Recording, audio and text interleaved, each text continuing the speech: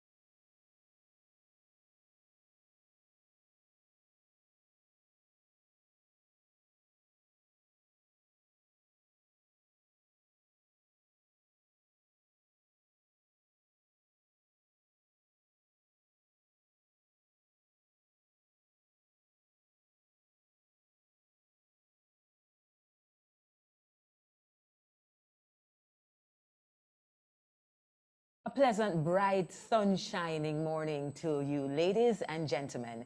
It is indeed my honor this morning to welcome you to this, the fourth staging of the International Conference on Education and the Humanities. My name is Nadine McLeod, and I have the pleasure of guiding you through this morning's opening ceremony. The fourth International Conference on Education and the Humanities is hosted by the Faculty of Humanities and Liberal Studies here at the University of Technology Jamaica, UTEC. It is the faculty's flagship conference. The conference is staged biennially and should have taken place last year, but as we like to say in Jamaica, 2020 didn't keep. So we had to postpone it to this year, so here we are. Over the past 8 years, this conference has contributed significantly to research and development in the areas of education, sciences, the social and natural sciences, engineering, and computing. It is my absolute pleasure to be here with you this morning. And at this time, I will invite the head of the School of Technical and Vocational Education, Dr. Judah Martin, with the opening prayer.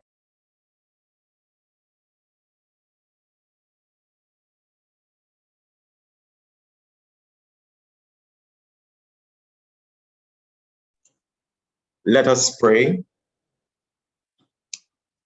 In the still of this moment, we acknowledge your presence through your Holy Spirit, O God. As we gather on this platform for this our fourth International Fels Conference, we thank you for your unlimited grace. Despite the pandemic, the setbacks, here we are today celebrating the hosting of this conference. And so, God, in your hands, we place our university, UTEC, Jamaica at this time, the National University, the birthplace of greatness. God, in spite of the threats to our survival, we continue to deliver on our mandate. Bless our leaders, our officers, all those who contribute to the well-being and success of this, our institution. God, in your hands, we place our faculty of education. Lord, in the midst of our struggles, the light continues to shine, and this conference is a clear demonstration of our resilience. In your hands, we place the conference activities, our opening session, the chairperson, the moderator, the speakers. God, in your hands, we place our concurrent sessions. the session chairs, the presenters, and the audience. Lord, we also place in your hands the workshops that we will benefit from. God, this conference would not have been possible without the work of the organizing committee led by Dr. Cameron. And so, God, we ask you at this time to consecrate this conference. God, we ask you to lead us, grant us the knowledge, wisdom, and understanding. God, that at the end of this conference, we will be successful. And so, God, we thank our technical team and all those who have contributed, God, in some ways or another, to the presentation of this conference. Lead us and guide us and direct us. We look to you, from whence cometh our help, because our help cometh from you. In your name we pray. Amen. Thank you so much, Dr. Martin. And I must also extend gratitude to everyone who is now joining us in virtual space. I'm pleased to inform you that this conference is streaming live and it will be available on the UTEX YouTube channel at a later date, so please look out for that. And if you have not yet registered, there's a link in the chat. You can do so now. Now I'd like to welcome the Dean of the Faculty of Education and Liberal Studies, Professor Charmaine Barrett, with the official welcome. After Professor Barrett, we will also have the Associate Vice President at the School of Graduate Studies, Research and Entrepreneurship, Dr. Paul Ivey, who will bring the official greeting. Professor Barrett? Thank you so much, Madam Chair. Dr. Grace McLean, Permanent Secretary, Ministry of Education, Youth and Information. Professor Colin Giles, our very own acting president here at the University of Technology. Presenters, colleagues, students, ladies and gentlemen, it is with much joy that I welcome you in my capacity as the Dean of the Faculty of Education Studies to this, our 4th International Conference on Education and Humanities. We are living in times that are unprecedented, in which things are constantly changing. This has been quite tumultuous for some of us. And as we strive to keep up with the changes, we often do not take time to stop and reflect on our practice and to feed our mind. This virtual conference at this time, within the current context, provides an excellent forum to do just that. Stop and reflect and in a good intellectual feast of knowledge sharing and learning. The theme, revisioning, retooling, and repositioning, building capacity in developing economies, provides an excellent springboard for such engagement. And so I wish for you all presenters and attendees a rich time over the next days. I encourage you to attend as many presentations as possible and to sign up for and participate in one or more of the workshops we have lined up for you. Ladies and gentlemen, I have seen the lineup and it promises. So welcome, enjoy, and thank you, artists.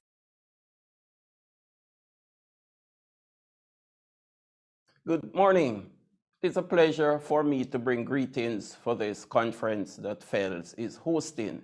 It is most timely and relevant, having regard to the prevailing pandemic and the challenges that it has imposed on human society. And you know, the theme is particularly relevant: revisioning, retooling, and repositioning for capacity building in developing countries. And also the sub-theme of the panel discussion having to do with pivoting for capacity building and also for the way forward in treating with the new normal. Higher education institutions are expected, having regard to being centers of knowledge and ideas generation, are expected to lead societies out of challenging circumstances. And this is what this conference is all about. And I'm pleased also to note that the Faculty of Education and Liberal Studies is one of the University of Technologies Jamaica's foundation faculties, having been here as part of the predecessor institution, College of Arts, Science, and Technology. And also, it is also the case that the Faculty of Education and Liberal Studies is one of UTEC's most productive academic units as it relates to scholarly output. So this conference is in keeping with the faculty's track record of scholarly output and scholarly engagement and the dissemination of knowledge to the wider society for its benefit, growth, and development. UTEC is expected to contribute to national development and to contribute to the solving of problems and challenges in the wider society, because after all, a university is a knowledge factory and it's expected to generate ideas and share them with the wider society. And so I want to take the opportunity to commend the leadership of Fels, Professor Shermaine Barrett and her team, and also the conference chair, Dr. Nicole Cameron, for the tremendous work that they have put into the organization of this conference, as well as the supporting team. You're in for a 3-day intellectual feast, and I'm sure that you will be enriched over those 3 days, and I wish the conference well. Professor Barrett and Dr. Ivey, we will now have the conference chair, Dr. Nicole Cameron, with the conference overview. Welcome everyone to the staging of the 4th International Conference on Education and the Humanities, hosted by the Faculty of Education and Liberal Studies here at the University of Technology, Jamaica. For the first time, our conference has gone virtual as we continue to uphold physical distancing protocols to stem the tsunami that has been the COVID-19 pandemic. It is within this context that I welcome you to what promises to be an exciting and engaging 3 days. The timing of our conference coincides with the most far-reaching crisis of the 21st century. The COVID-19 pandemic has highlighted the other challenges that as a world and a region we continue to grapple with, including climate change, national security threats, deepening inequities, and government corruption that we can all agree have the potential to put small island states like much of the Caribbean on their knees. This present context also underscores the need for evidence-based research and solutions in crafting policy. As academics and industry players, we are called to drive national recovery and development efforts. It is therefore fitting that our theme, repositioning, retooling, and revisioning, building capacities in developing economies, has been recasted to reflect this reality. Capacity building as a concept is expanding the skills, the processes, the resources, and abilities that individuals, communities, organizations, and nations have at their disposal. Building capacity aims to ensure survival, adaptation, sustainability, and prosperity in this fast-paced and fast-changing world. We continue to race to find solutions to address new provocations while simultaneously repositioning and retooling ourselves to execute our routine task. This conference will provide a platform for exploring ideas, best practices, research, and teaching imperatives to ensure that we can indeed survive. The opening session's spotlight roundtable discussion entitled Pivoting Education charting the way forward in the new normal, is exemplary of what we hope to achieve.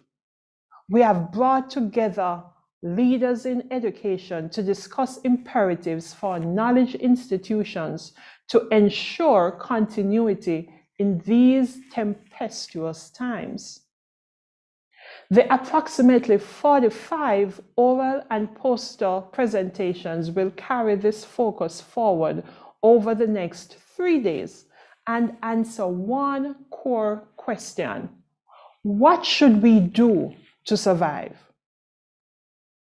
The research presentations that we have lined up span a wide array of disciplines, and we are so excited to welcome researchers in all of these areas.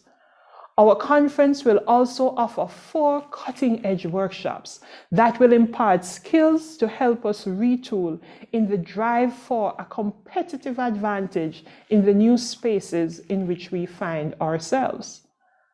I pray that you will attend as many sessions as possible. Please engage with the presenters, and we hope that you will put your ideas forward. Enjoy the interactions and take whatever it is that you need from our conference. I look forward to seeing you around, and welcome again to this, the 4th International Conference on Education and the Humanities. Thank you, Dr. Cameron. And we will now move into our next session, which is the opening session roundtable discussion. Our topic is Pivoting Education, Charting the Way Forward in the New Normal. Our roundtable moderator this morning is Professor Shermaine Barrett, who we met earlier. Professor Barrett is the Dean of the Faculty of Education and Liberal Studies here at UTech Jamaica. Professor Barrett, over to you. Thank you so much, Nadine.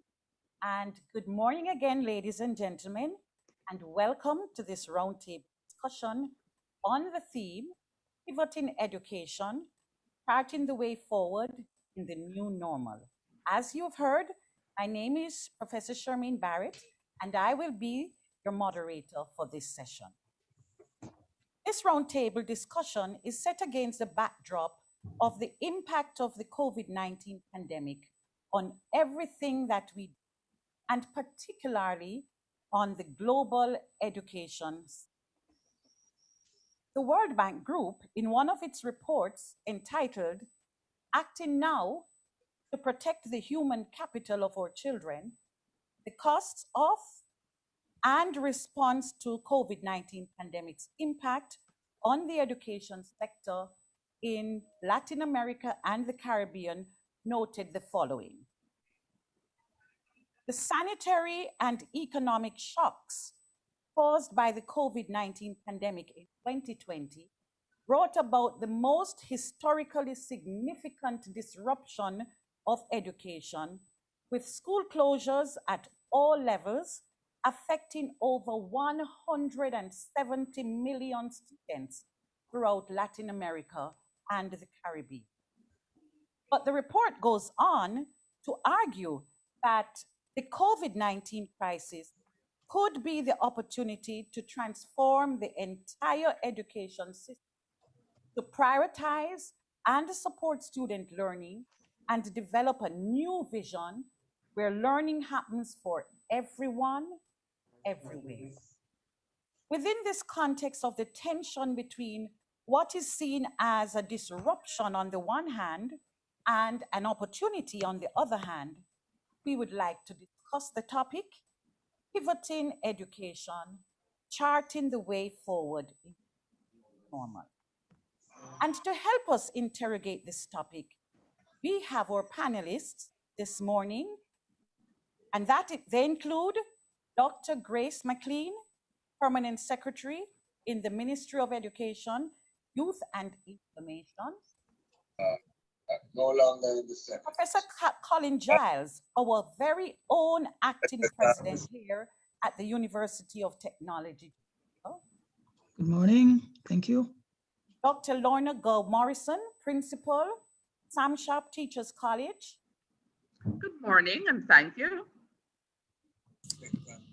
Dr. Harold McDermott, our very own Vice Dean here in the Faculty of Education and Liberal Studies at UT, and Ms. Robin Murray, President of the Students' Union Council here at University of Technology, Jamaica. Good morning. Thank you. Ladies and gentlemen, welcome and thank you for agreeing to be part of this discussion. I would like to begin by asking each of you to make a 2-minute opening statement on your understanding of the topic, after which we will field some questions. At this point, I invite Dr. Grace McLean to get us started. For a short 2-minute presentation. Good morning, Madam Chair, our Professor and Dean of the Faculty of Education and Liberal Studies. Let me also say good morning to my fellow panelists and the distinguished ladies and gentlemen that are joining us this morning. And thank you for having me as a part of this conference for 2021. The theme of the conference, Pivoting Education, Charting the Way Forward in the New Normal, is timely as we grapple with how best to adapt to the challenges and opportunities accelerated by the COVID pandemic. I say accelerated, ladies and gentlemen, as the truth be told, there was already pressure coming from many directions in the education sector to retool and recalibrate for the expectations of our contemporary society. The pandemic has brought into sharp focus the imperatives of a wider use of information communication technology, and with the strengthening of our education technology infrastructure, as well as the training of our teachers to prepare new entrants to the teaching profession to function better, we can say that we are slowly moving towards the new normal. Teacher quality is an important factor affecting students' outcome and is central to the education community's initiatives geared towards initial teacher education and continuous professional development. And so, ladies and gentlemen, it is against this background of a rapidly changing global environment that we recognize that educational institutions will need to become more adaptable, flexible, and innovative to prepare students for whatever the future may bring. For this to take place, our teachers also must embody adaptability and flexibility and model this for their students. So to achieve this, we must provide multiple pathways and opportunities for professional growth and development. At the same time, at a practical and obvious level, institutions must have access to the technology to enable our students and faculty to participate in the different modalities. Undoubtedly, ladies and gentlemen, the Ministry of Education, Youth and Information do understand that a significant shift is needed, and this is not about one size fitting all.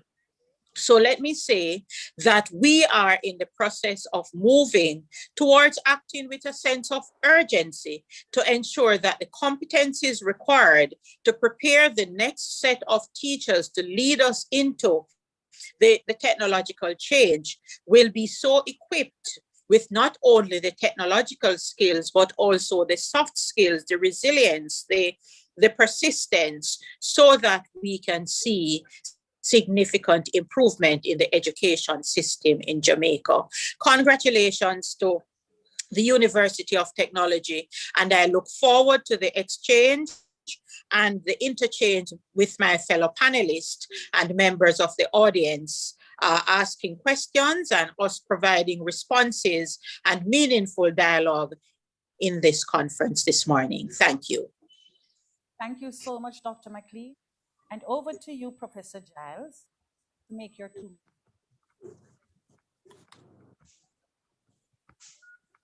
Cabinet, and hence my consternation about them. Thank you very much, Madam Chairperson, Dr. Professor Shermaine Barrett. I'd like to acknowledge the other members of the panel Dr. Grace McLean, Dr. Lorna Gore Morrison, Dr. Harold McDermott, and Ms. Robin Murray, other members of faculty and administrative staff, conference presenters and participants, students, all, good morning.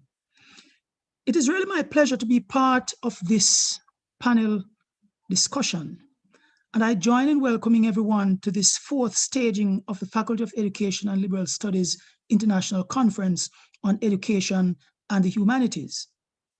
I share in acknowledging the timeliness of the focus of the discussion on the theme, Pivoting Education, Charting the Way Forward in the New Normal. This discussion is quite relevant to the prevailing times and should be instructive in shining a spotlight on the far-reaching impact of the COVID-19 pandemic on teaching and learning at every level of Jamaica's education landscape. As this audience is well aware, all levels of the education sector, from basic school to tertiary institutions, over the past 16 months have been experiencing common challenges of how to cope, how to adapt, and how to adjust following the suspension of in-person classes and a shift primarily to digital learning. UTech Jamaica has a pivotal leadership role to play in helping to guide the national agenda towards developing best practices and procedures for the education sector to successfully rebound from the challenges of this pandemic in the best interest of our nation's students. Allow me to share with you a statement from a policy brief on education published by the United Nations in August 2020. It provides a very concerning global picture of the new normal in which we are operating. It reads, the COVID-19 pandemic has created the largest disruption of education systems in history, affecting nearly 1.6 billion learners in more than 190 countries and all continents. Closures of schools and other learning spaces have impacted 94% of the world's student population, up to 99% in low to middle income countries. The crisis is exacerbating pre-existing education disparities by reducing the opportunities for many of the most vulnerable children, youth, and adults, those living in poor and rural areas, girls, refugees, persons with disabilities, and forcibly displaced persons to continue their learning. The report continues to say, and I quote, learning losses also threaten to extend beyond this generation and erase decades of progress, not least in support of girls and young women's educational access and retention. Some 23.8 million additional children and youth from pre-primary to tertiary may drop out or not have access to school next year due to the pandemic's economic impact alone, not to mention the other socio-economic factors. Now, given this context, which also describes prevailing conditions being faced here in our own country, I do not think that any educational institution can proceed with an unchanged status quo. And it is within this context that the theme is most important, pivoting into the new normal. In the prevailing COVID-19 crisis, UTech Jamaica has remained open and operational, but with strict adherence to the COVID-19 guidelines and protocols outlined by the government and with some changes to the status quo. As one wise person once said, that you should never waste a good crisis. History has demonstrated that adversities can lead to meaningful growth and development if we are willing to find and embrace the lessons learned. The pain of the COVID-19 pandemic has touched everyone, and the pandemic and its aftermath may reverberate for years to come, presenting challenges to both individuals and organizations. But we can use this time of crisis as an opportunity for creativity and innovation. If we are to look for silver linings in this crisis, we would already see that there has been an abundance of innovation emerging locally and globally. We have also already proven a greater willingness to pivot and to rapidly modify the way in which we work. So with these introductory remarks, I just want to say that we have a crisis on our hands, but there are also opportunities. And because there are opportunities, even with the availability of vaccines that provide some hope for getting back to pre-COVID times, we will not fully go back there. Why? Because there are certain opportunities that have come our way because of the pandemic, which certainly we will not lose or go back to those pre-opportunity situations. Even although the COVID-19 is a terrible thing, a terrible disaster, but I'm saying that there are opportunities and we should seize those opportunities to make the best of the situation so that when the pandemic is over, we'll be better and stronger. Thank you. Thank you so much, Professor Giles. And now I invite Dr. Gull Morrison to make her 2 presentation. Over to you, Dr. Gull Morrison. Good morning, Professor Barrett, Dr. Grace McLean, my fellow panelists, and all persons who are here on the platform. I am very happy to be a part of your conference and also specifically to be a part of the discussion. Congratulations on your hosting of this very timely conference and your theme, pivoting education, charting the new way forward in the new normal, very timely. And for me, when I saw it, I found myself reflecting on my time at college when I dared to play netball. And I said, pivoting. And I remembered the times when, as a part of the netball team, I would remain goal-oriented and collaborative as we sought to gain as many goals as possible. Similarly, as we look at pivoting education and charting the new way forward in this new normal, we have been goal-oriented, even as we try to cope with the unstable stability that we are facing at this time. I speak about the unstable stability. Yes, we have always been told that change is a constant, but the changes that are taking place at this time call for us to dig deep, to be very innovative, to be very visionary, while demonstrating an awareness that change is with us.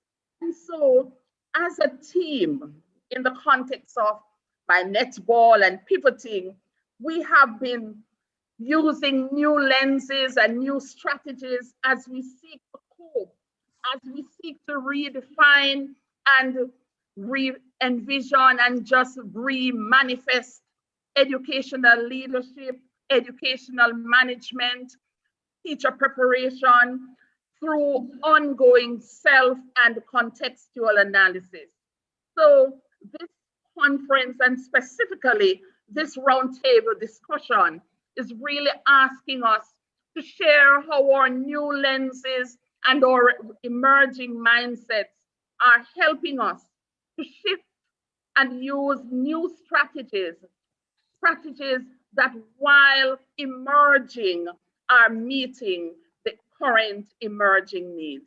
So I look forward to the discourse as we share and empower each other. Once again, congratulations. And at this point, I'd like to invite Dr. McDermott to go ahead with his 2-minute presentation. Thank you very much, Professor Barrett, other distinguished members of this panel, and ladies and gentlemen, colleagues. We realize that just over a year ago, the entire world was forced to go to some form of online learning and teaching in untested, mainly untested and unprecedented ways. As a consequence, as other members of the panel have articulated, the learning institutions discovered a number of challenges, but also a number of opportunities as they chart the course forward for educational delivery. I want to mention the implications that this new normal has had on student assessment, as we can see in the example of the Caribbean education, the CXE. And as a result of that, there has been a lot of anxiety right across the region with regards to what it is that we ought to do for our students as they matriculate from one level to the other, and so on. The theme of our conference, I think, is particularly appropriate, pivoting education in the new normal. And I look forward to making my contribution to this very, very important debate. I want to thank the other members of the panel and everyone who is gathered here for being part of this very, very momentous occasion. Thank you, Prof. Barrett. So much, Dr. McDermott. And we would now like to ask Miss Murray, go ahead and make her two presentations. Thank you very much, Prof. Barrett. So greetings again, and conference chair organizers, fellow panelists, and viewers. This is a pleasure to be with you all today. Let's jog our memories to pre-COVID, where students were able to walk to their teacher's desk and ask for assistance with a math problem, to them now trying to figure out how to use the raise hand function on Zoom. In order to decide a way forward, it is important to acknowledge the difficulties faced and the mistakes made during the adjusting period or the urgent shift to emergency remote teaching and learning. The COVID-19 pandemic has affected staff and students and resulted in the application of numerous restrictions. Once restrictions were implemented, face-to-face academic delivery had to be adjusted to an online form. It would have been the immediate understanding that an adjustment had to be made because the show, meaning the journey to receive our degrees, must go on. But as students, in terms of content delivery, what does this mean for us, considering we grew up in a very hands-on education system? It's something to think about, especially considering that some students relied on that one-on-one approach to better understand concepts. So how exactly can we capture this in an effective online environment whilst moving out of this emergency remote teaching and learning phase? One of the key factors of an effective environment of this nature is to ensure that instructors have received targeted training and support for online instruction. By this, it is to say that online delivery was somewhat forced by the pandemic, and moving forward, the necessary framework should be established with guides, which guides academic delivery in this online remote environment. As students, we then beg to ask, is it fair for content to be prepared for delivery in a physical environment but be executed in an online setting? One of the several ways forward is to understand that this is no longer an emergency response. At this point, instructors will need to create a plan which is suitable for remote delivery, where students will feel catered to just as they once did in a physical environment. I'm looking forward to a very fruitful discussion for this panel, with this panel. Thank you. Thank you so much, Ms. Murray. So if I might capture some of what I heard as the panelists presented, I heard some key concepts: adaptability, flexibility, innovation, visionary, redefining, acknowledging opportunities and challenges, economic impact, the need for new strategies, looking at content delivery, etc. So all these points are coming out and are points that we should interrogate as we move along. I believe to some extent, some things have come out about the understandings of the new normal, but I'd love to target that question a little bit more and ask you briefly to share with with us, the audience, what is your take on this new normal? So you have spoken about what was, what has happened, the COVID. What is this new normal? And maybe you could give us in three words, what does that new normal mean? And anyone can start, and then we'll move on. So if I may go ahead, Professor. Yes, Dr. McLean. Yes, for me, within the context of the education system, I just want to say the real paradigm shift. Those are my three words.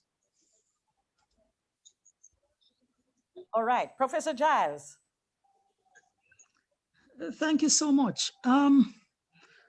For me, it is a shift to online engagement primarily.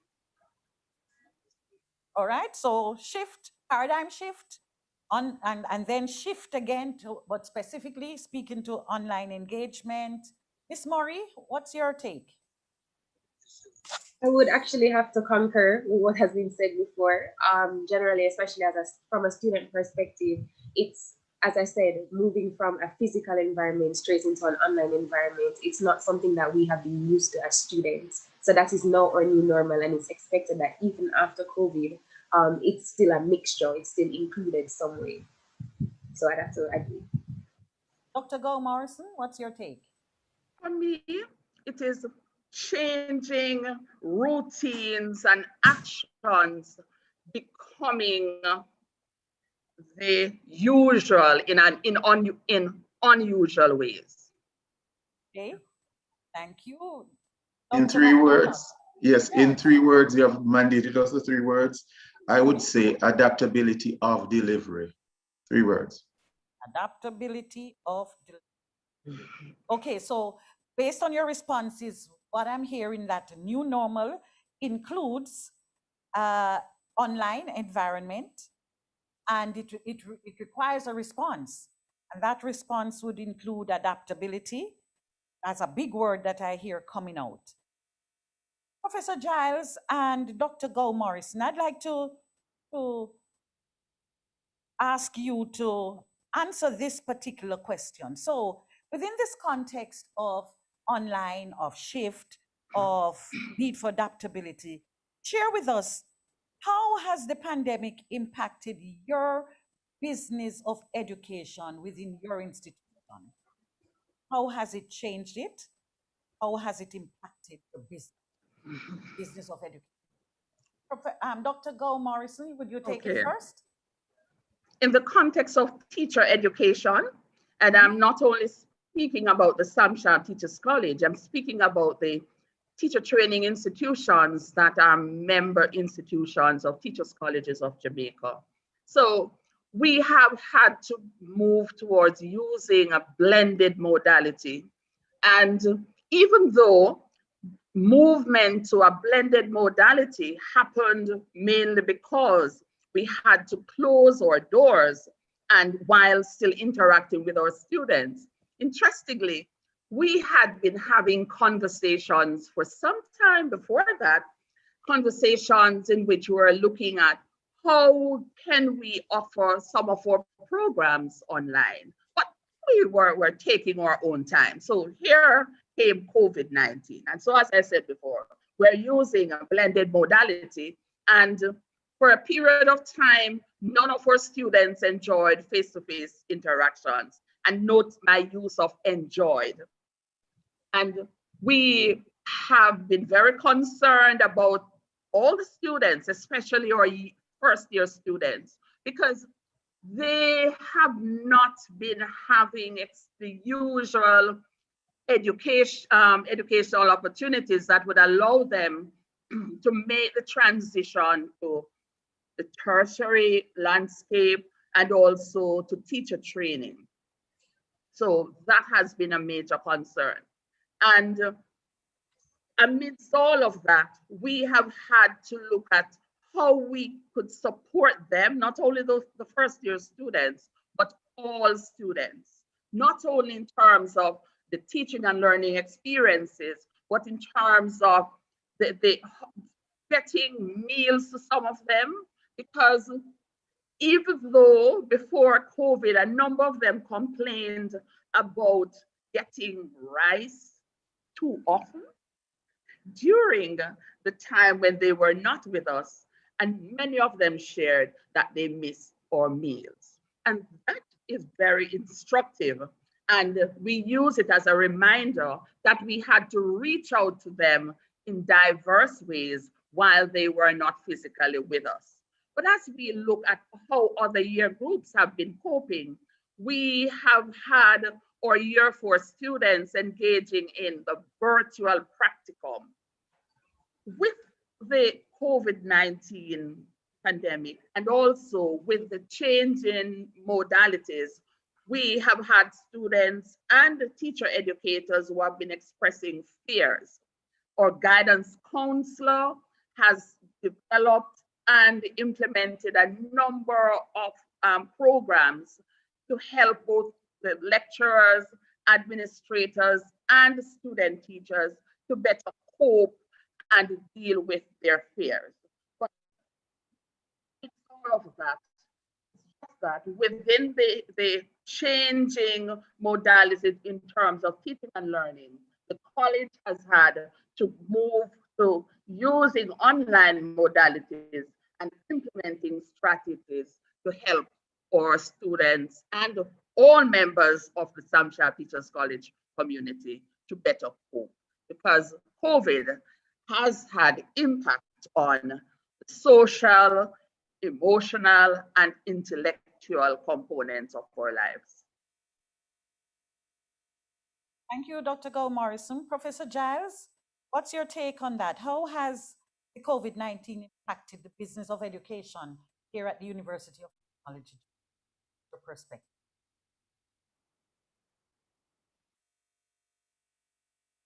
It is quite interesting that we should reflect on this particular matter. The entire university community, comprising members of faculty, staff, and our student body, we have been working assiduously to maintain quality standards in our service delivery to our students. We are guided by our core values: respect, accountability, integrity, service, excellence, innovation, and team spirit. With these, we have sought to use the most effective ways to deliver the curriculum online while adopting alternative methods of assessment. Assessments have been completed via a combination of online modalities and limited face-to-face examinations for practical modules. With this approach, students were initially integrated through the use of a variety of electronic platforms for the delivery of online classes. However, we recognize that we could not have continued with various modalities and platforms. And so, while for years the university had sought to expand our institutional capacity for online delivery, with the pandemic, we have hastened these efforts and have invested in a robust online platform, the Blackboard Learning Management System, which we have now used to integrate all the students in the use of this platform that allows them to maintain some standardization from one class to another. This state-of-the-art interactive teaching and learning platform is helping to streamline the learning across the board. Now, the past months also saw us working together at pulling out all the stops to ensure that the traditional university academic milestones, such as orientation period, graduation, and such activities that are important elements of a student's experience. Though restricted to the virtual space, we have sought and ensured that we have been able to have these events and appropriately celebrate the achievements and milestones of our students. For those students who live on campus, we have had to reduce the number of students to a room. So in order to maintain physical distancing, we have, whereas we would have had 2 or 3 students to a room, we can only have 1 student to a room at this time. It has helped some students, those who are able to get on campus, but of course, it has posed a challenge for some, because it means that they would have expected to be on campus, and that would have assisted them better in their interactions with the university and their classes. However, the fact that they are not able to be on campus, it means that they have more challenges in terms of getting access to classes. Some of them do not have devices. Some of them do not have internet access where they are, and so on. But also, one of the challenges that we have had is the matter of our practical sessions, because due to the nature of what we do at UTech Jamaica, we try to be practical and hands-on and to prepare the students to hit the ground running. So we seek to maintain that practical element to our training. And so everything cannot go online. And so we try to still have our practical sessions, but we have had to have fewer numbers in each class. And so we have had to divide some of the larger practical sessions into smaller groups to ensure that we have full coverage. These are some of the things that we have been doing. Of course, we have been reaching out to benefactors who have been able to donate tablets and other devices and so on to assist our students and to try to get more scholarships and so on. We also had training sessions for our lecturers to ensure that they have made that they are prepared and are able to pivot in terms of their assessments of students. Right now, we do not have a discrete final exam session as we would before. What we have done, we have said to our lecturers that throughout the semester, there should be ongoing assessment. And so they have to look at the curriculum and work through to ensure that throughout the semester, by continuous alternative assessments, they are able to ensure that the lessons are learned, that the students are following and are coping.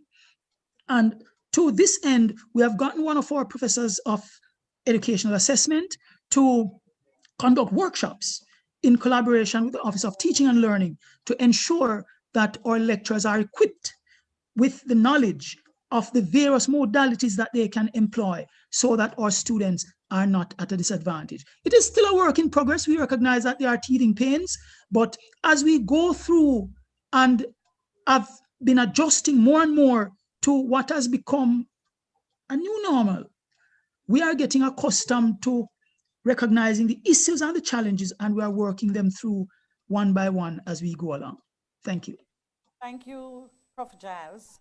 I found it interesting, out of Dr. Go Morrison's contribution to this particular question. Two areas that really stand out for me is around supporting students socioeconomically. The fact that food was critical, and it's part of what students gain while they are studying, and that negative impacted. But also you went on to speak about the fear that both lecturers or staff and students were experiencing, and I no doubt are continuing to experience. And so this speaks to the need for psychosocial support. Earlier, when Ms. Murray was speaking, one of the things she said is that this is no longer an emergency response. And so pulling these 3 points together, I want to ask Ms. Murray if she could briefly share with us how she sees the business of education being impacted from these 3 points, and maybe more if you want, but definitely from a support, the psychosocial, the socioeconomic, and the ensuring that we are not continuing with an emergency response. And I guess you were talking in terms of assessment and delivery of modules. Can you briefly tell us your thoughts?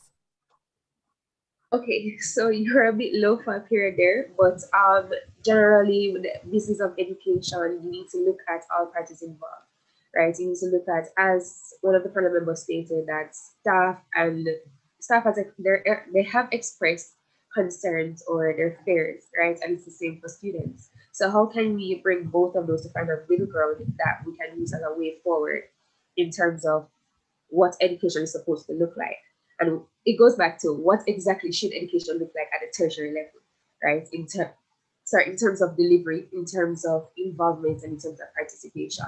So it's really to find a middle ground in terms of adaptability as well. So as soon as that is found, then the business of education, you can analyze it from there and move forward. All right, thank you. Dr. Grace McLean, this one is for you. The new normal speaks to a transition from my perspective, an information society to a digital society. And so the question is, from the government's perspective, what is the most crucial area that should be addressed to enable our students to develop the skills they need to master in order to interact with and within the digital society? Right. So, Professor, we have seen where the world at large has moved from just the transmission of information to the actual adaptation of the principles of the fourth industrial revolution, for example, big data, for example, Internet of Things. We have really just seen the combination of all elements of an information society into a digital society. So outside of us just, let's say, using the telephones, or outside of us just using our email to send messages, we have seen the combination of all different areas that we use to access information and to send information coming together. It therefore means that there has to be the pulling down of significant amount of data and the uploading of significant amount of data in order for us to carry on the business of education.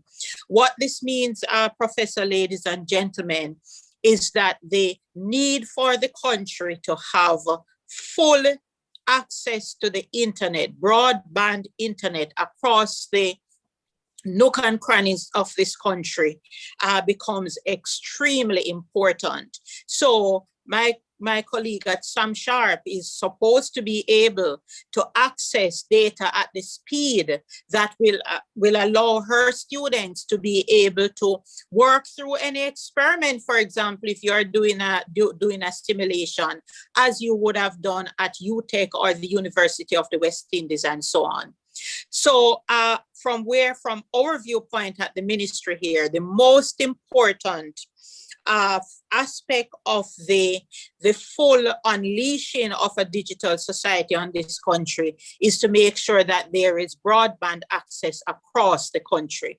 How do we do this?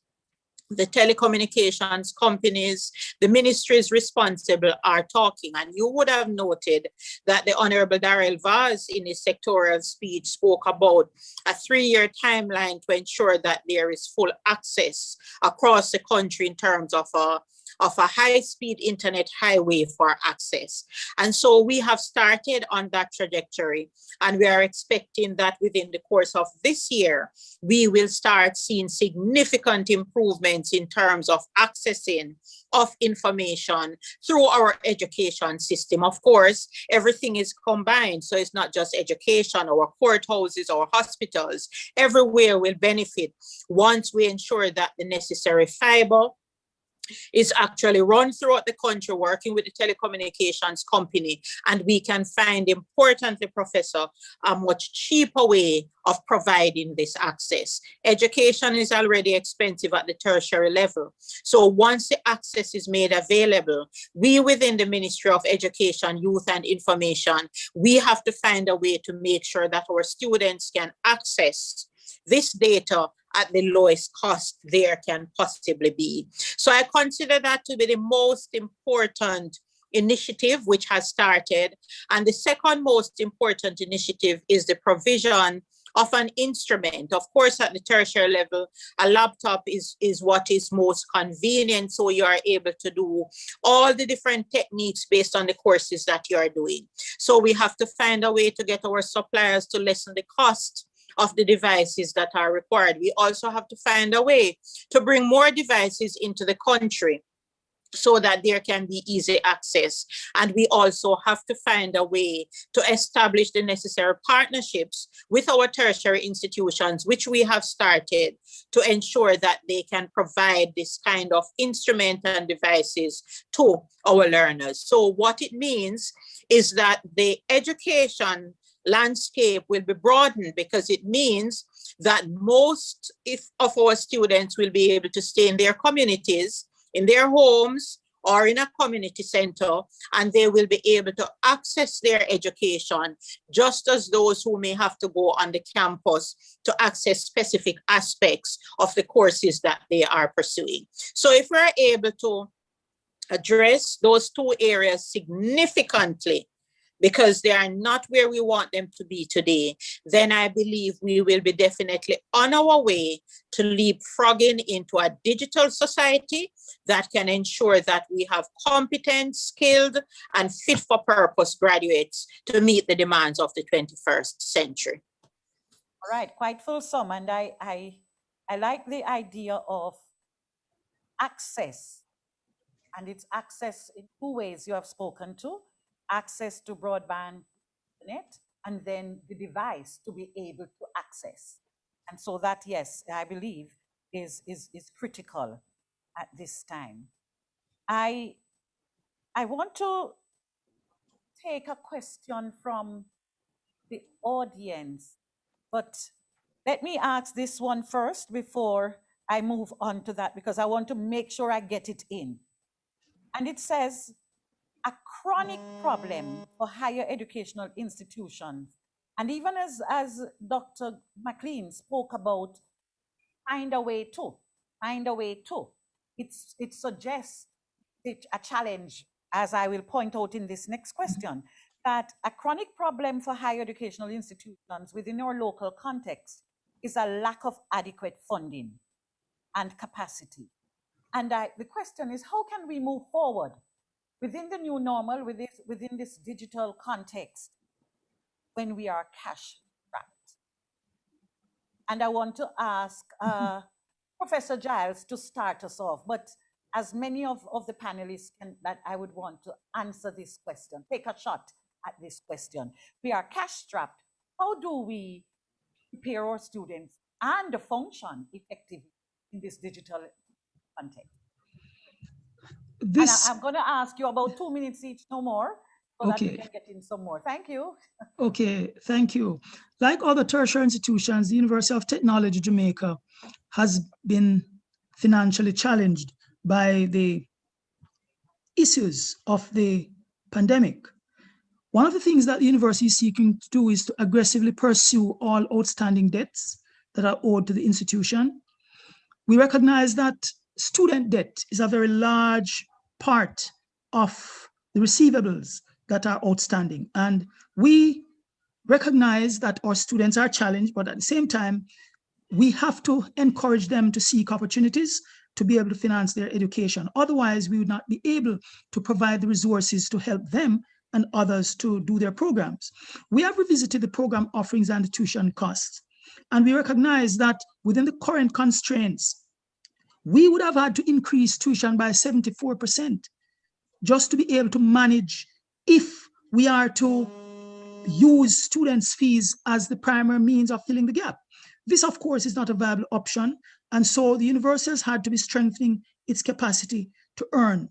So the University of Technology Jamaica has been aggressively pursuing additional third stream income through short courses, technical professional webinars, thereby helping persons without jobs to create jobs for themselves. We are seeking to grow our student numbers. Most of the courses are now being offered online, and so the university is seeking to maximize the number of students in a class.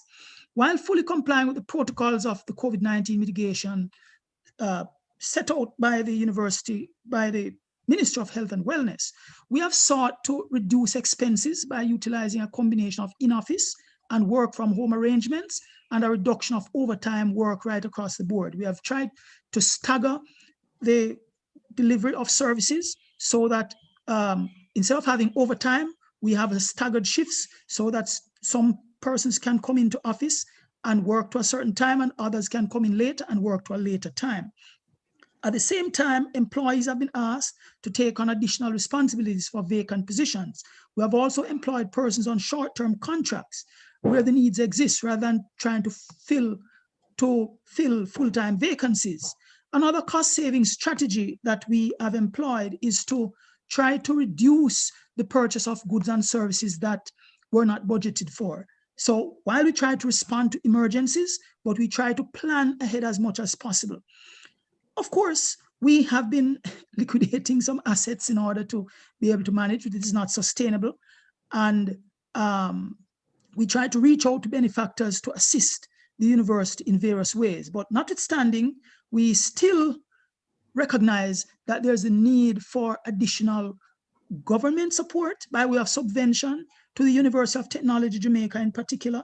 Why? Because as it has been known for a long time, UTech Jamaica has been the least supported per student in terms of the subvention from the government. So for example, as indicated in the last figures provided in the Economic and Social Survey of Jamaica 2015-16, UTech Jamaica received $146,901 for each student, while the average for tertiary institutions was $339,739.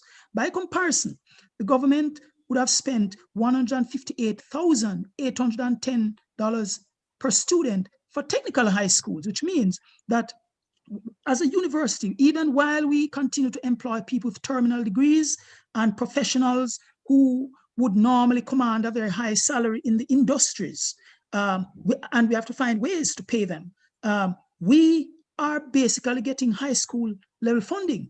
And so we have to be resilient, we have to be innovative, and we have to make it our business to try as much as possible to see what additional sources of income we can manage to find. But that does not say that we do not need support from the government. And without trying to put our permanent secretary on the spot here, just to note that we continue to have dialogue with the Ministry of Education and the Ministry of Finance to assist us to be able to better manage during this crisis. We have not gone and like other institutions, receive special support for COVID-19. We have tried to manage until now, but help is needed. And so we continue to appeal while we seek to do our best to manage with what we have.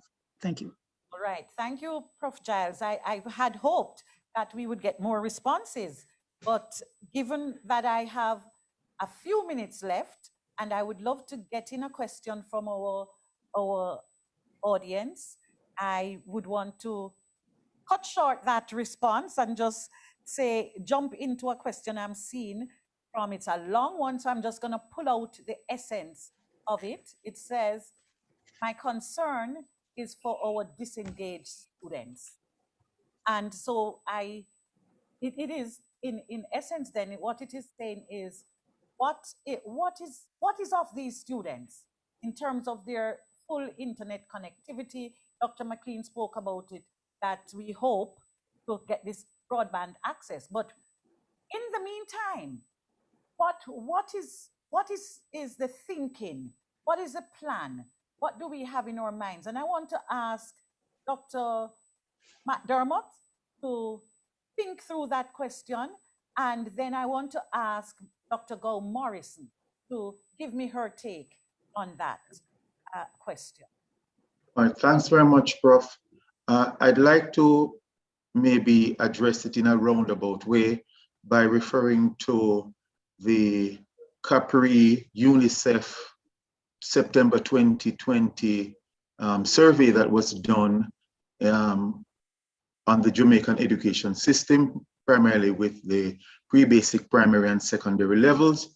And just to pull out some of the findings of that particular survey, which noted that the participation in online learning by students seemed impressive when we say it was 75% at the pre-basic, 90 at the primary, and 83 at the secondary level.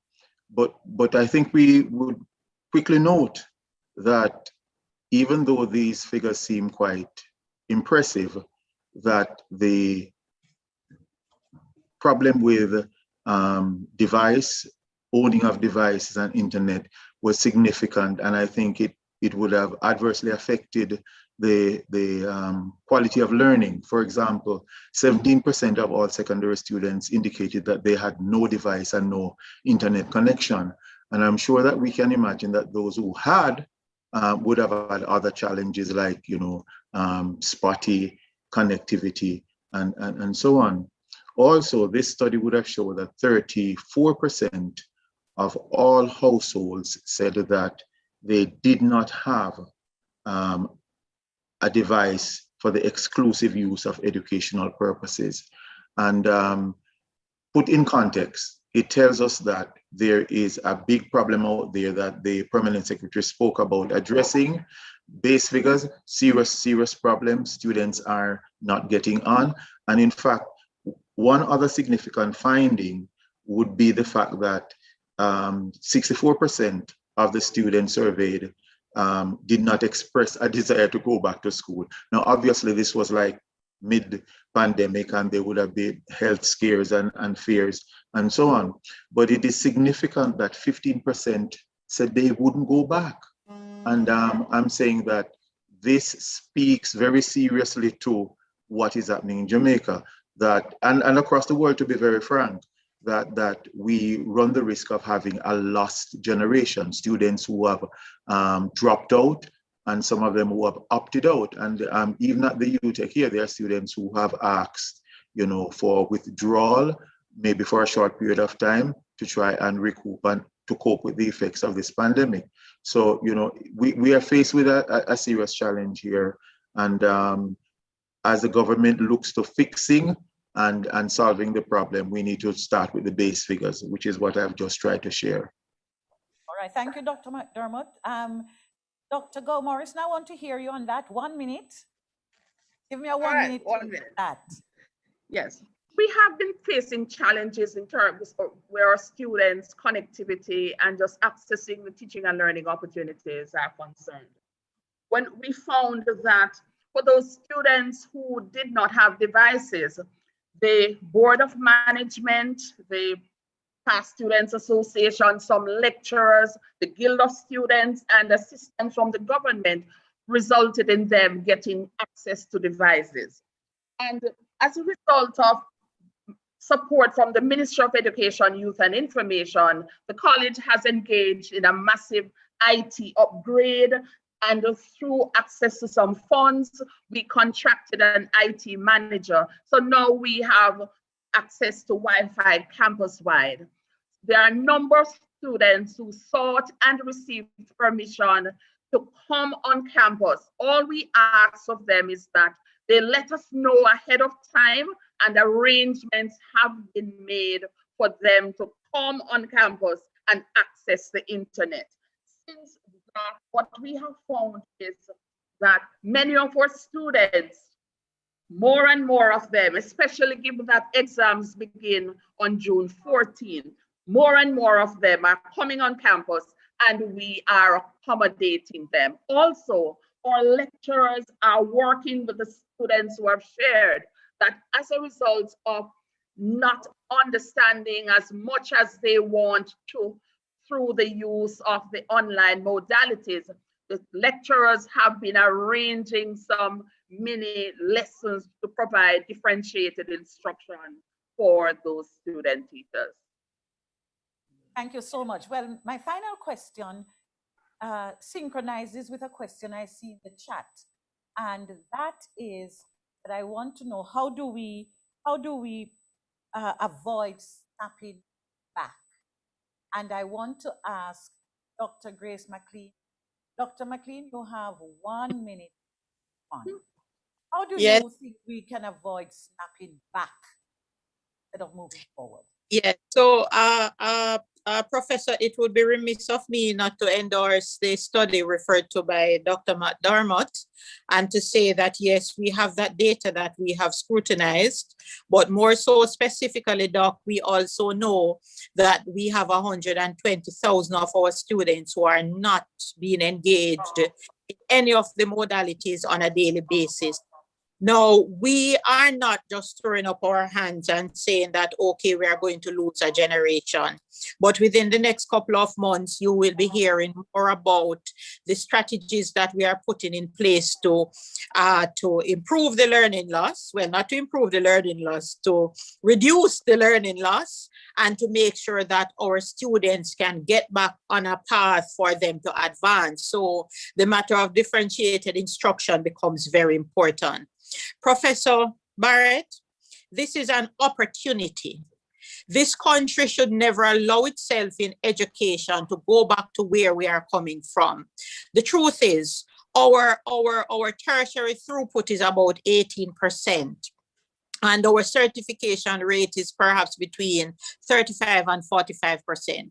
We have an opportunity to reorganize our systems, and our two presidents spoke about those systems, so that every single Jamaican out of the secondary level can access some form of tertiary education.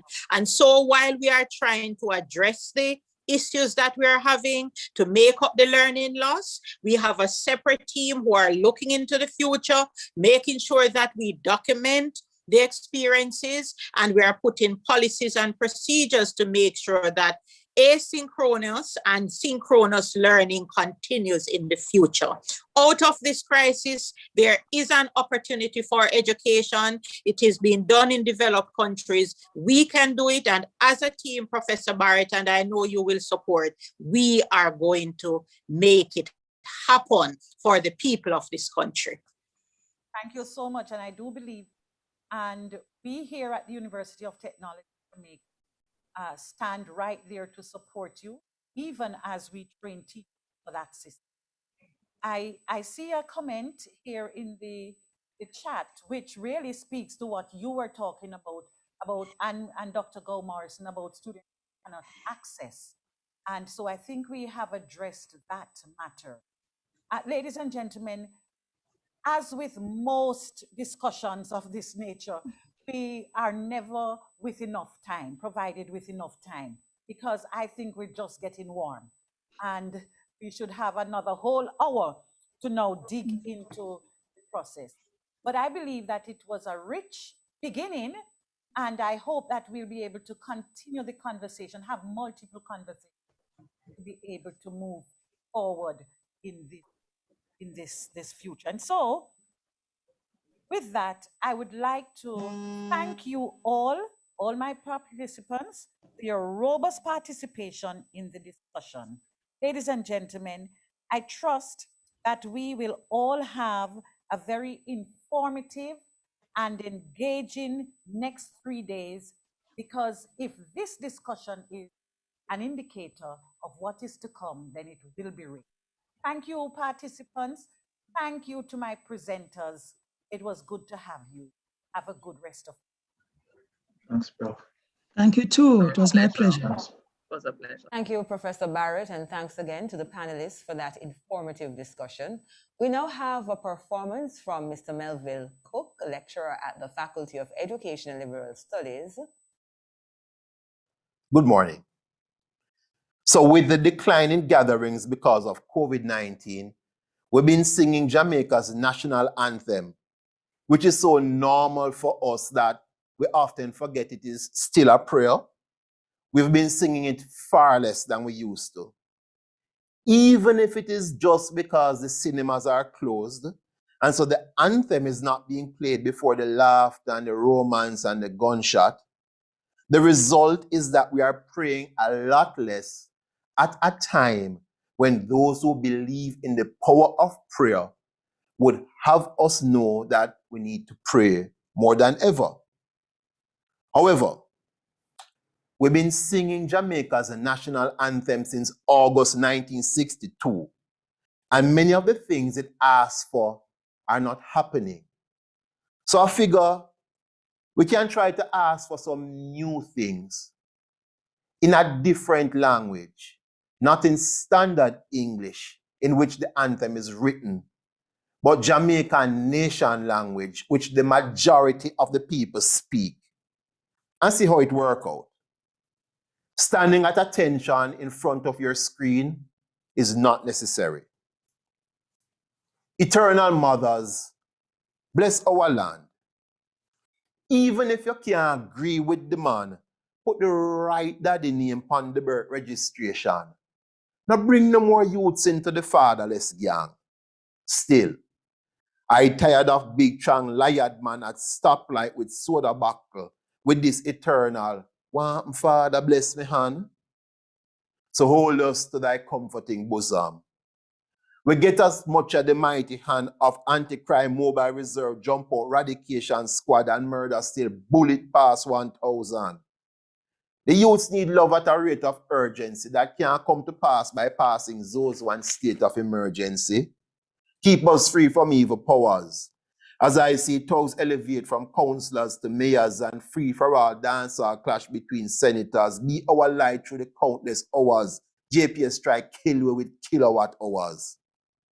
To our leaders, some great pretenders, grant true wisdom from below halfway tree, from so many people of no degree who know how to sow red money and grow a Joshua tree. And justice and truth be ours forever, or till the next Coral Gardens or West Kingston massacre and government invest millions to commission sheets of one-ply cover up. It wasn't me is the real motto. Justice rate harder to catch than super lotto. In this Jamaica, land we love, but Jamaica, but Jamaica, but Jamaica, land we love, but it don't love you back when you're poor. So we are going to find the fee, line up at the embassy door, Aligany, and pray to the eternal Father for a one visa, just to be sure. So we have restrictions on funerals, on weddings, parties, certainly, church services, schools. But I wonder if there are any on construction sites. For those of us who live in and move around certain parts of Kingston, new buildings going up on some roads where the apartments are being built going downhill, it's commonplace. And the construction is not only happening in Kingston, but we're focusing on the capital in this case. With COVID-19 and the exchange rate declining, we are supposed to be in a bad economic place as a nation. So I have no idea where the money to build the apartments or to buy the apartments, because they seem to be sold out pretty quickly, is coming from.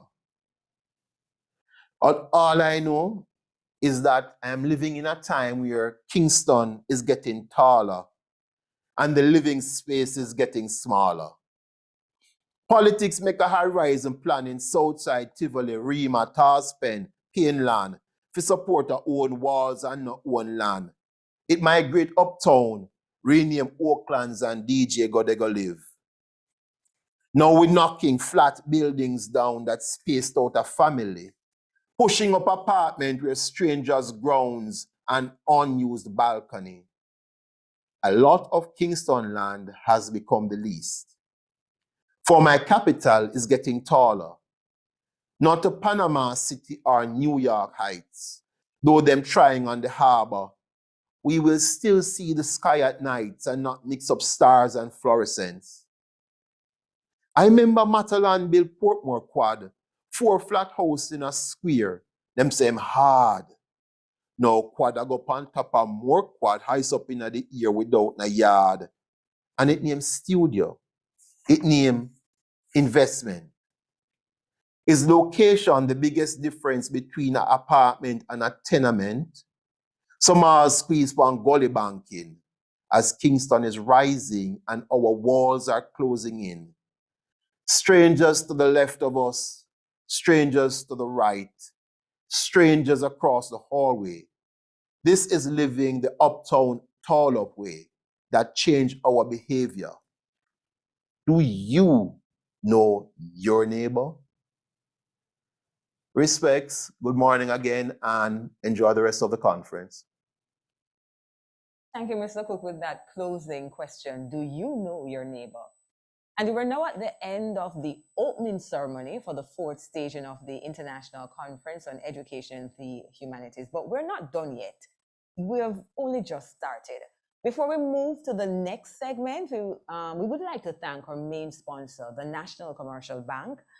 And a reminder for you to register for the conference. If you haven't done so yet, click on the link in the chat. The research presentation segment of the conference begins at 12 noon today. In the meantime, we invite you to enjoy the promotion. Thanks for joining us for the opening ceremony. We will see you at 12 at the research presentation. Thank you.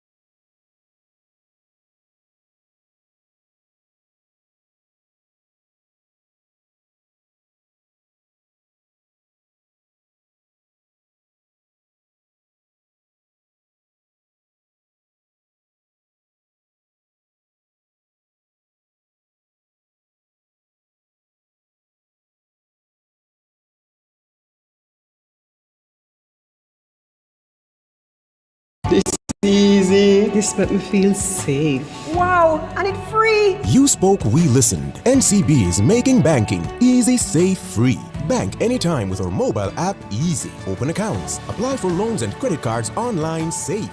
Use our intelligent ABMs 24/7 to deposit money to NCB accounts and pay your credit card bills free. Visit jncb.com/getdigital for info. Welcome to a better way of banking. Easy, safe, free with NCB. Chimney, new government, give thanks. Sing it. You know, every day, Realest thing here in our world, brother. we give thanks. For real. You spend all that money on your watch. How much time you spend with your son? So much money in the club. How much you spend with the ones you love? The simple things are your blessings. Simple things, them are your blessings, your blessing. Simple things are your blessing. And you don't notice your blessings. You pick it with the shoes by your feet. Now pick and choose the friends where you keep. You now watch where you eat. When last you get a good sleep. The simple things are your blessings. Simple things are your blessing, your blessing. Simple things are your blessing. You better notice your blessing. Sing it. Simplicity we use to survive. Many find it difficult because them ignorant and I. One alone they get in, I go live another life. Telling them again, but I know in another device. Life, no get chance too often. Cut out some of the sadness and invest in a laughing. Time you take a stress, lifetime passing. Tell them say you love them for you see them in a coffin.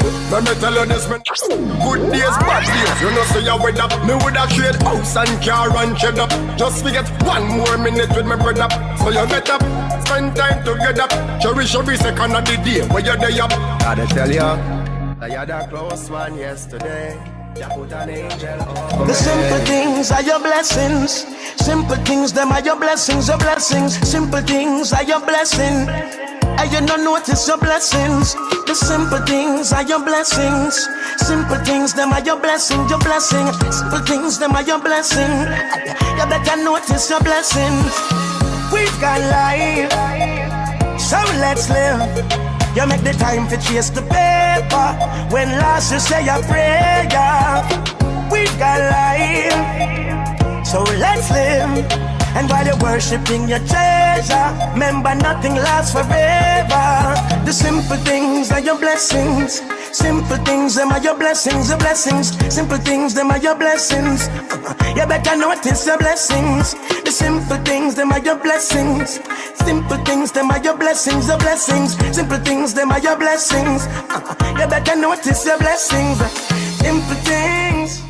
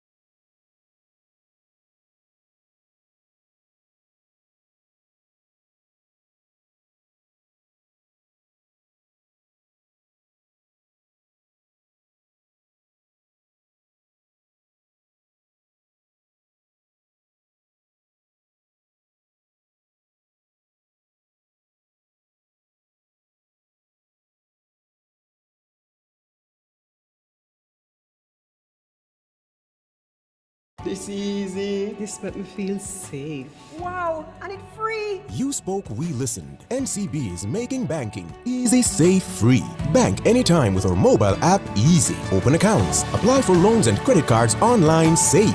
Use our intelligent ABMs 24/7 to deposit money to NCB accounts and pay your credit card bills free. Visit jncb.com/getdigital for info. Welcome to a better way of banking. Easy, safe, free with NCB.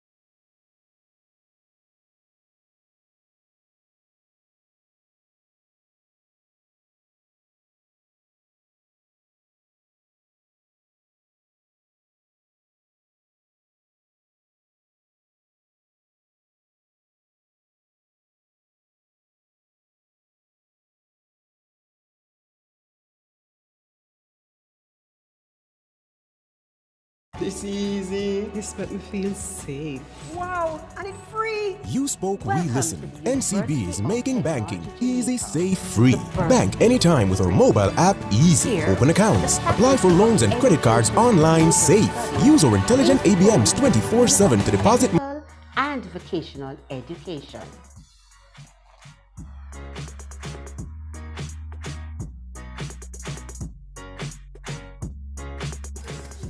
Hard work just got smarter. Your future begins with us. We solve your educational problems and take you to the next level. Our goal is to futurize education. So come, join a new kind of school where education matters. We offer undergraduate and graduate degrees. Undergraduate programs include a Bachelor of Education in TVET. The specific programs are Family and Consumer Studies, Food Service Production and Management, Business and Computer Studies, and Industrial Technology. Don't forget, we also offer non-teaching bachelor and associate degree options. Want a career in the entertainment and fashion industry? Don't worry, we got you. We offer programs in entertainment, design, production, and technology, and image consulting and fashion styling. Yes, come join us and be a part of education for the future.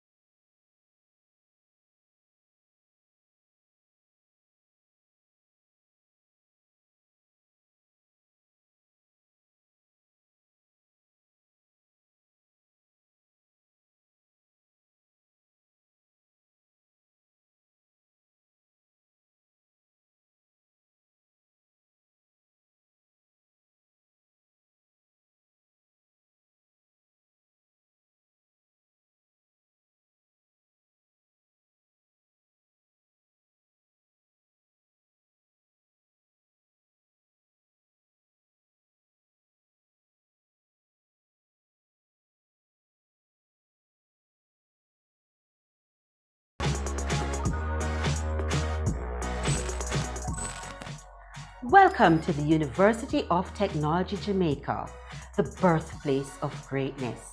Here, the Faculty of Education and Liberal Studies is home to the School of Technical and Vocational Education.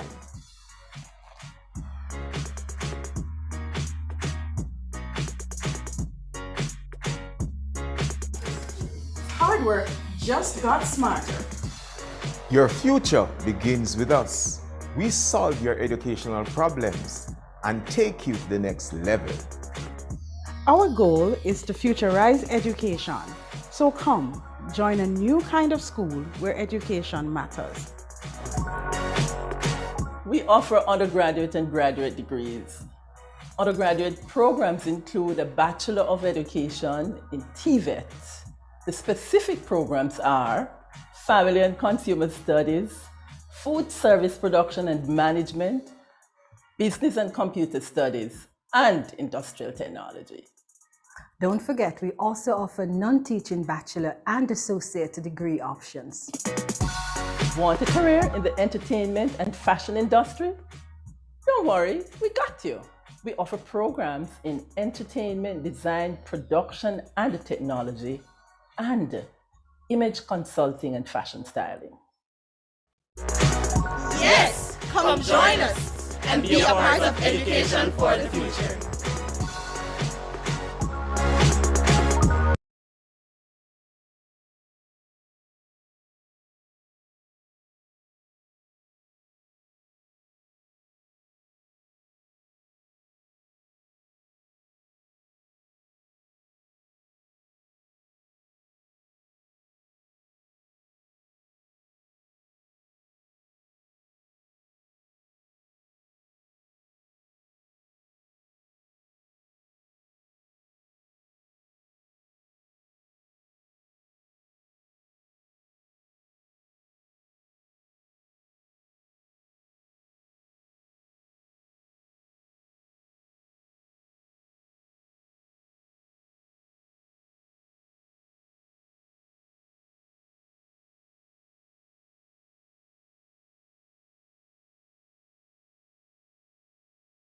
This easy. This make me feel safe. Wow, You spoke, we listen. NCB is making banking easy, safe, free. Bank anytime with our mobile app. Every easy. day. Open accounts, apply for loans and credit cards online, safe. Use our intelligent ATMs 24/7 to deposit money to NCB accounts and pay your credit card bills free. Visit jncb.com/getdigital for info. Welcome to a better way of banking. Easy, safe, free with NCB.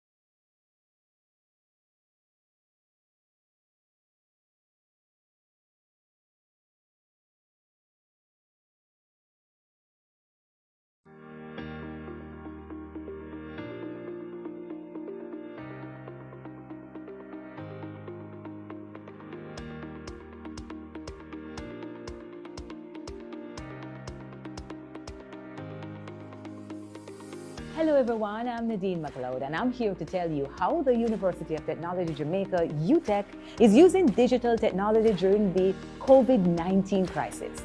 Now, UTech prides itself on being one of the Caribbean's leading educational institutions in innovation. So when the COVID-19 crisis hit Jamaica, the university saw it not only as a challenge, but as an inspiration to be more innovative. At the start of the school year, new students are usually given a physical tour of the campus. Due to COVID-19, our tour this year was virtual. Welcome to the University of Technology Jamaica, the home of world-class athletes. I'm Khalil Hutchinson, Students Union President. The aim of this tour is to showcase the faculties, colleges, departments located on the main campus and outside campuses of the University of Technology Jamaica. This includes the main admin building, faculties, colleges, eating establishments, and other facilities relevant to everyday university life. This tour also aims to showcase and enlighten students about the cultural and heritage aspects of the university campus.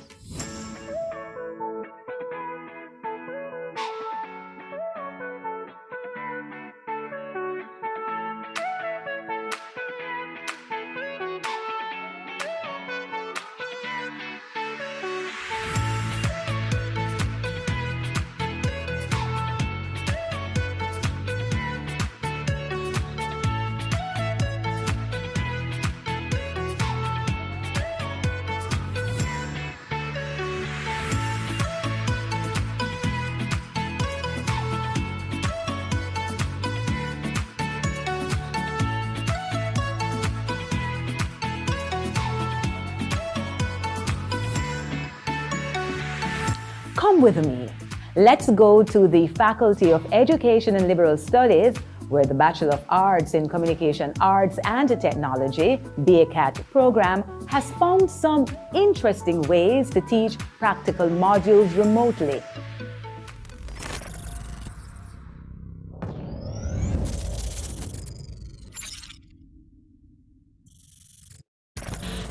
Existing in a realm that is outside of myself is how I coped.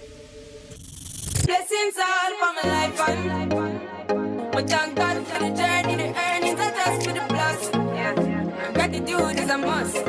See blessings fall by my right hand. What's a toast to the friends that they got below one time. Let's sit down in a class and we pour dead for the second road and we go on with the road.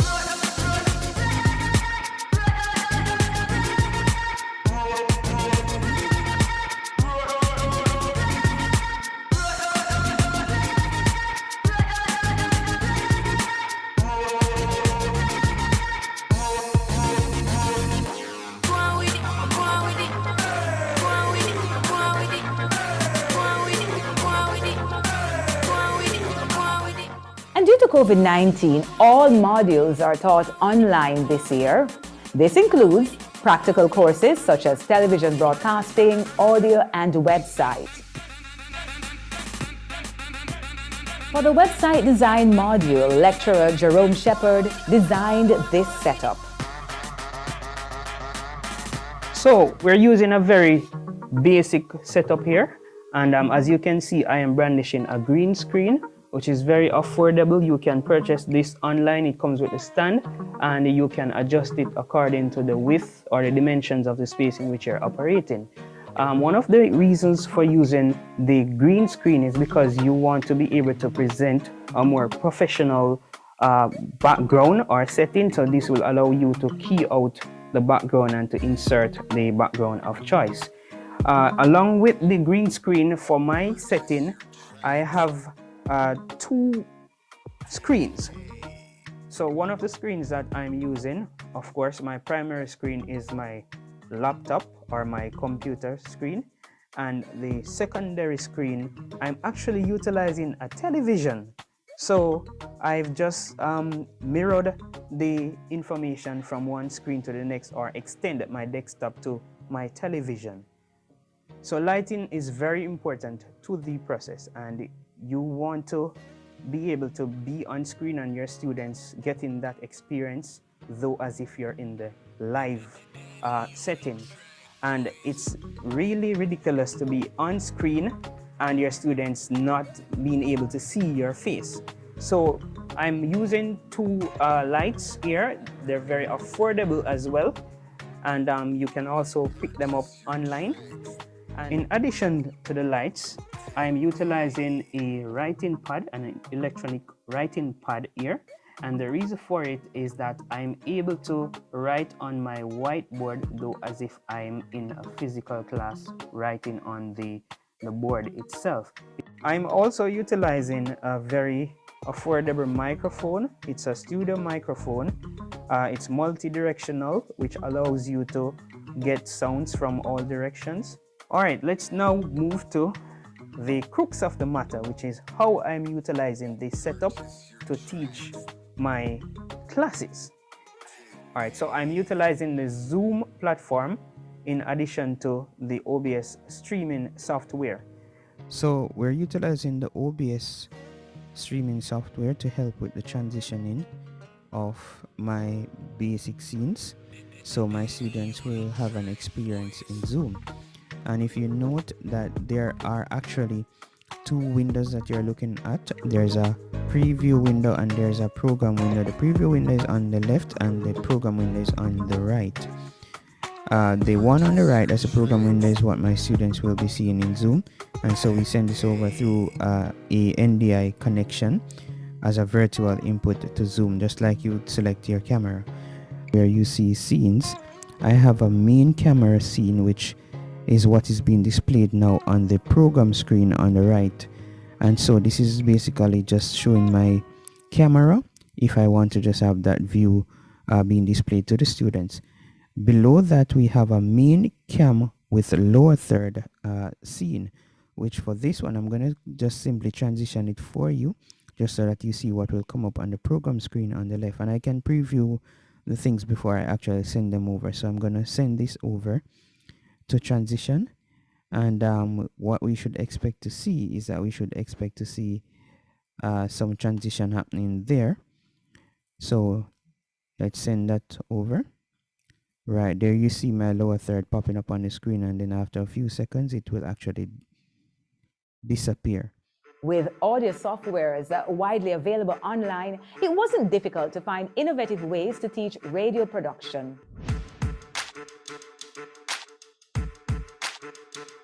In the past, we used to have the students here in person, face to face, where I'd have more close contact. I could teach them the lesson up front, direct, show them what needs to be done on their own system, and also demonstrate the practices through my own system on a projector screen.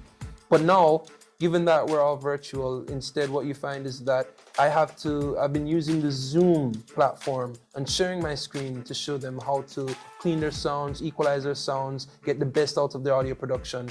And then likewise, we've been able to adjust and move forward by letting them share their screen, where they can now show back what we've taught, what we went through. And I understand that they've learned the lesson sufficiently. So.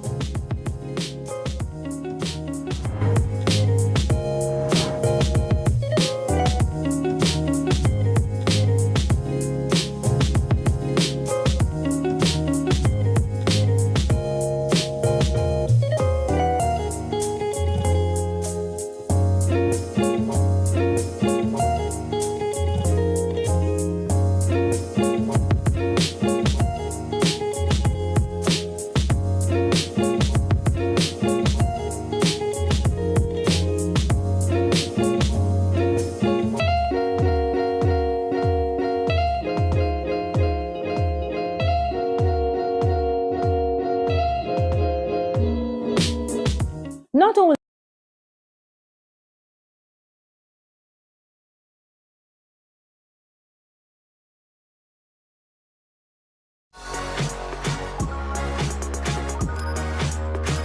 The Faculty of Education and Liberal Studies is home to the School of Technical and Vocational Education.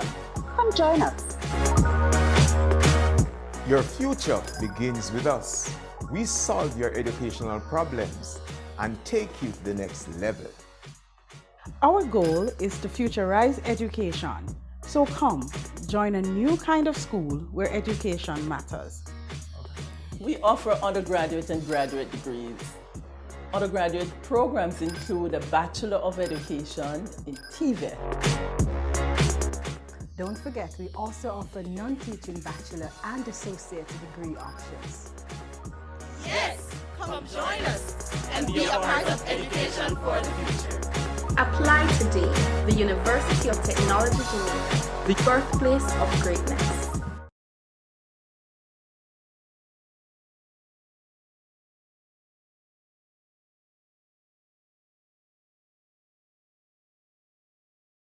Do you have a flair for fashion and styling? Hair, makeup, wardrobe?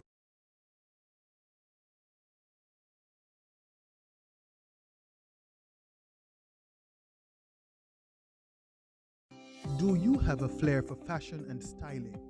Hair, makeup, wardrobe? Do you want to be that stylist for the next generation of corporate professionals and celebrities?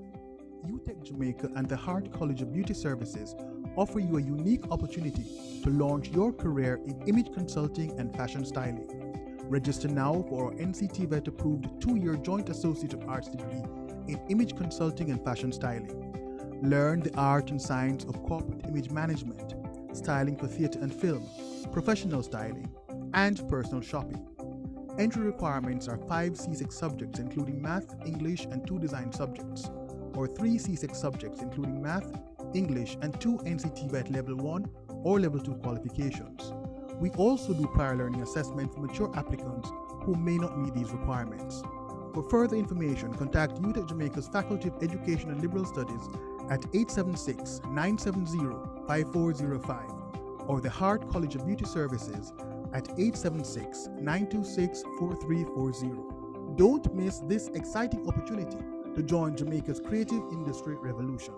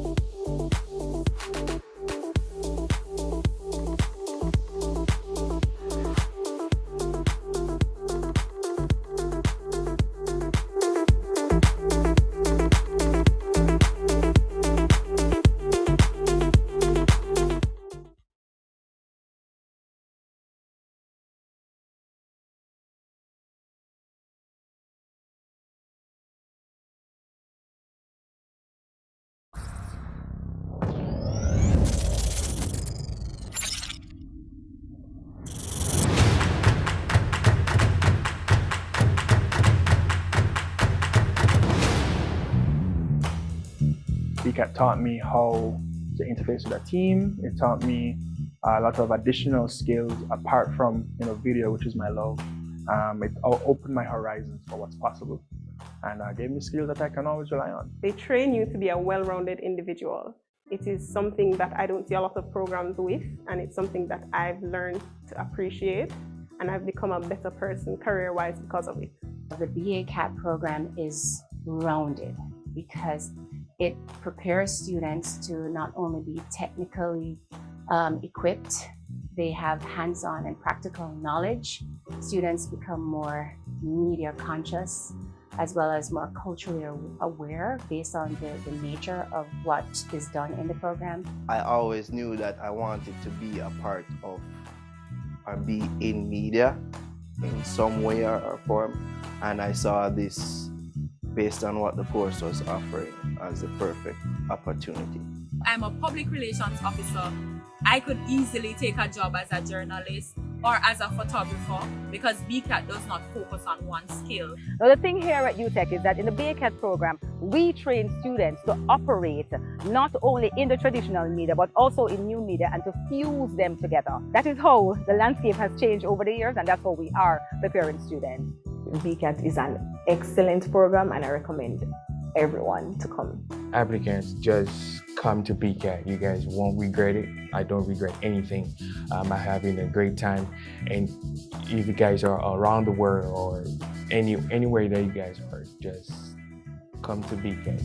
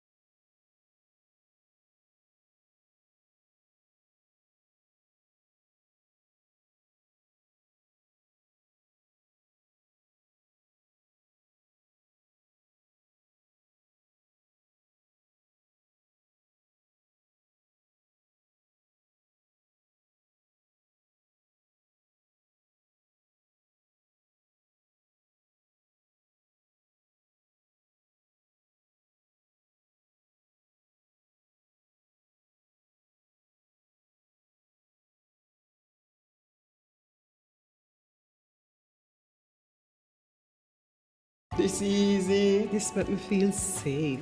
Wow, and it's free. You spoke, we listened. NCB is making banking easy, safe, free. Bank anytime with our mobile app Easy. Open accounts, apply for loans and credit cards online safe.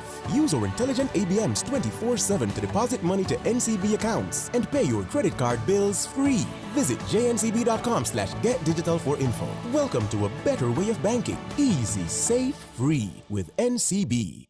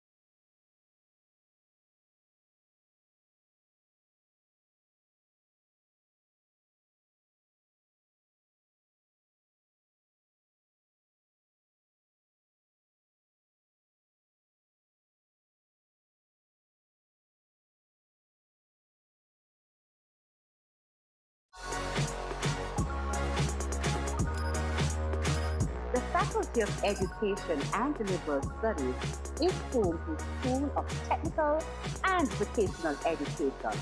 Come join us. Your future begins with us. We solve your educational problems and take you to the next level. Our goal is to futurize education. So come, join a new kind of school where education matters. We offer undergraduate and graduate degrees. Undergraduate programs include a Bachelor of Education in TVET. Don't forget, we also offer non-teaching bachelor and associate degree options. Yes, come join us and be a part of education for the future. Apply today. The University of Technology Jamaica, the birthplace of greatness.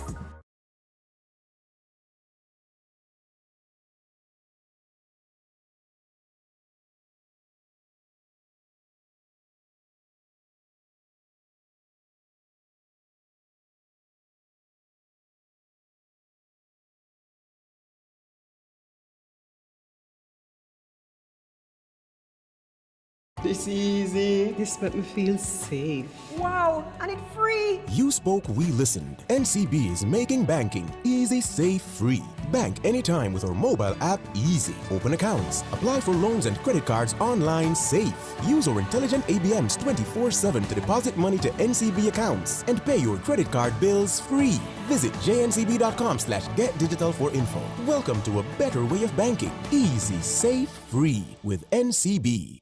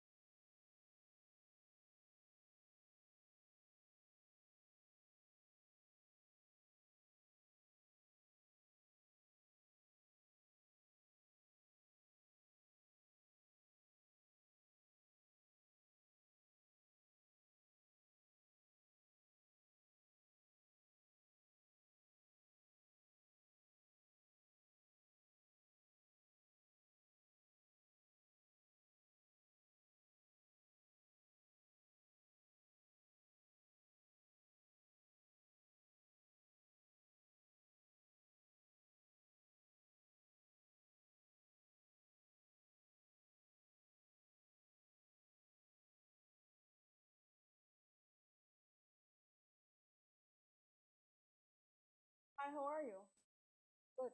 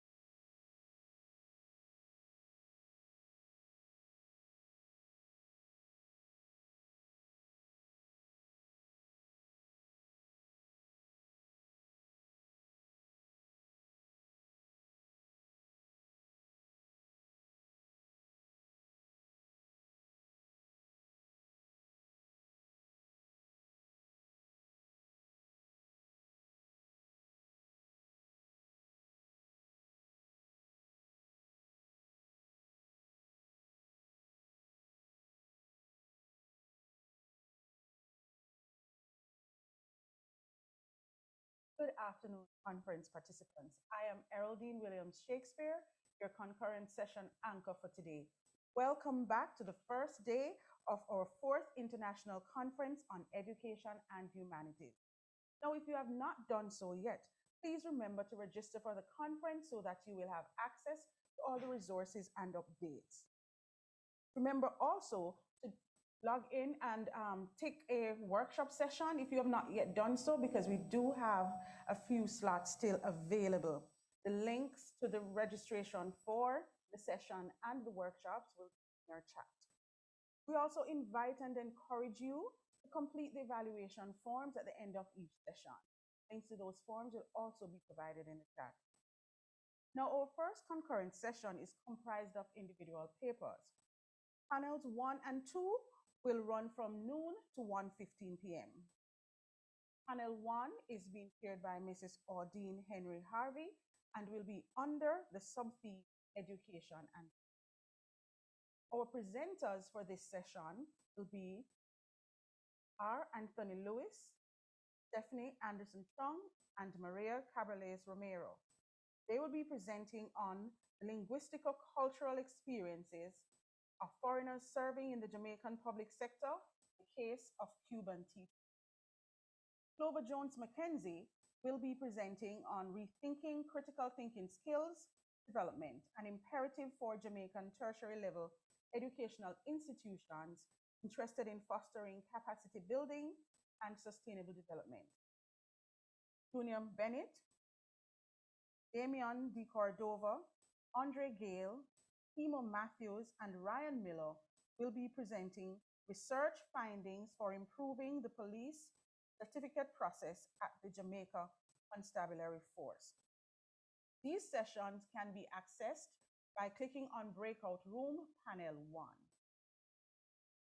Panel 2 is under the sub-theme Education and Training as well, and it is being chaired by Mr. Granville Pitter. Participants for this session include Claudine Campbell presenting a case study on faculty turnover at a tertiary institution in Jamaica, recommending a model for retention.